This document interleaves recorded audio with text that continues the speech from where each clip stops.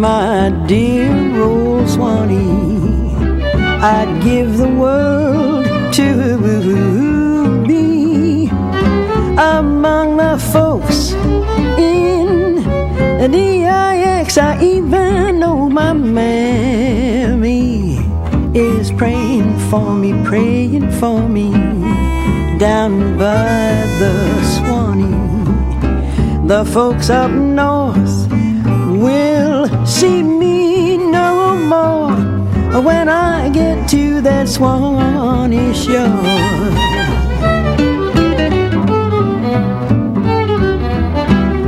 This is Great Chefs of the South, a culinary tour of the Southland, featuring the talents of some of the region's finest chefs. This time from Florida, Norman Van Aken. From Alabama, Frank Stint. And from Georgia, Elizabeth Terry.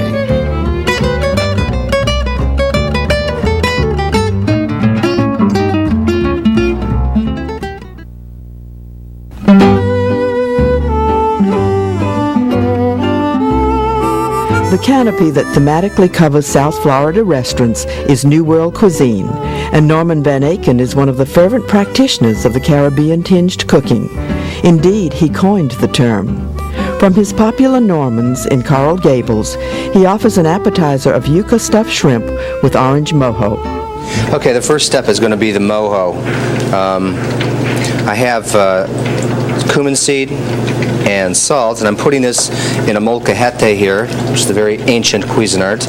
This has got garlic and Scotch bonnet, this chili right here. Put that in there as well.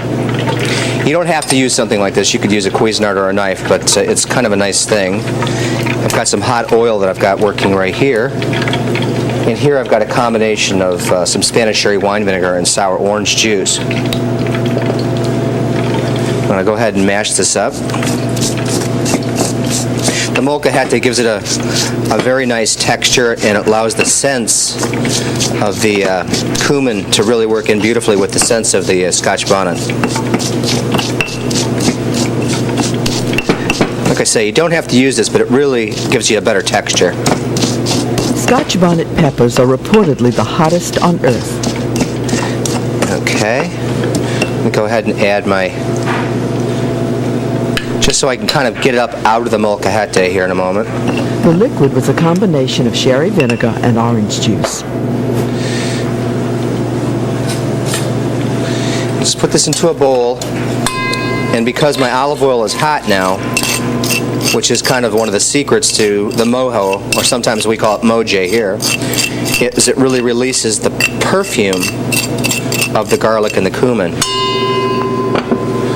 So it might bubble a little bit when you add this, depending on how hot the oil gets. Just going to go ahead and... you want to see that sizzle like that. That helps the garlic and the cumin really come up.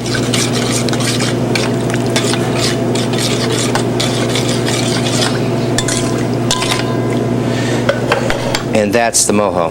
Butterflied shrimp will be stuffed with mashed yuca. Okay.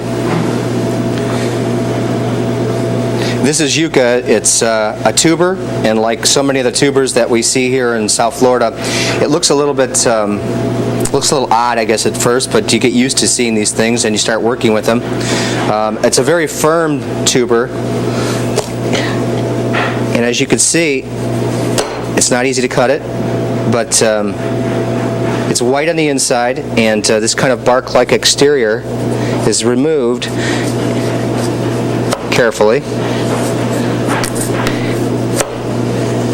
And the bark, of course, is discarded, and then it's cut up and to sections just so it can cook easily and evenly.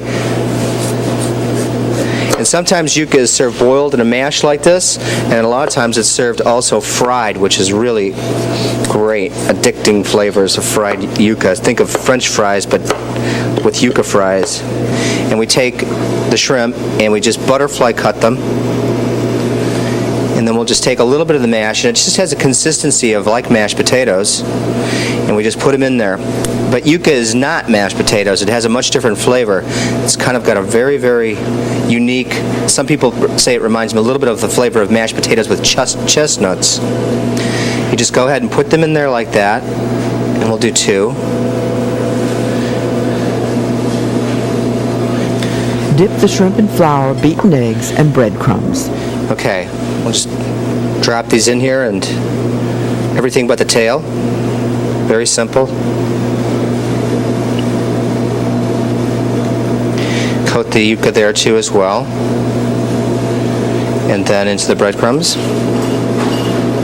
And these can be done hours ahead or overnight and wrapped and kept in the refrigerator.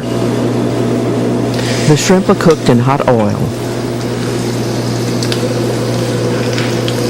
I'll just kind of like delicately splash a little bit of the hot oil up onto the shrimp, but I'll be turning them around also, so.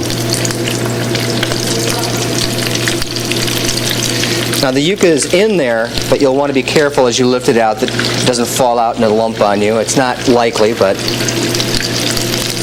remember the shrimp is raw, but the yuca is cooked, so you don't have to concern yourself with that.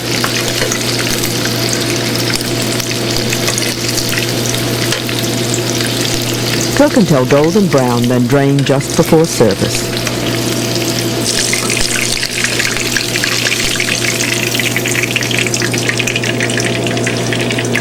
Okay, we're ready to plate the dish.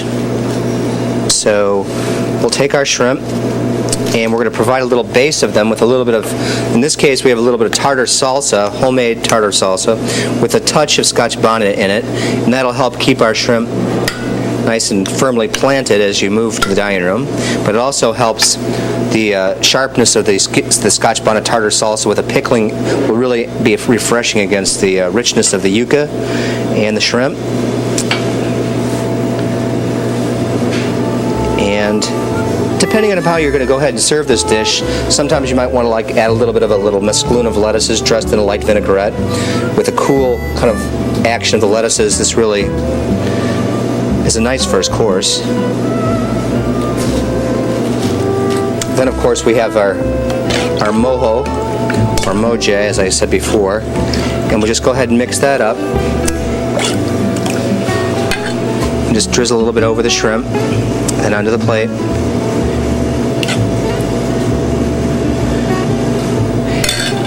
And for one more little addition of sort of a New World addition, I have a little bit of annatto infused olive oil here. Very red from the annatto seed, and we'll just go ahead and add a little bit of that to give it a little bit more dramatic color. And this is the Yuca-Stuffed shrimp con mojo.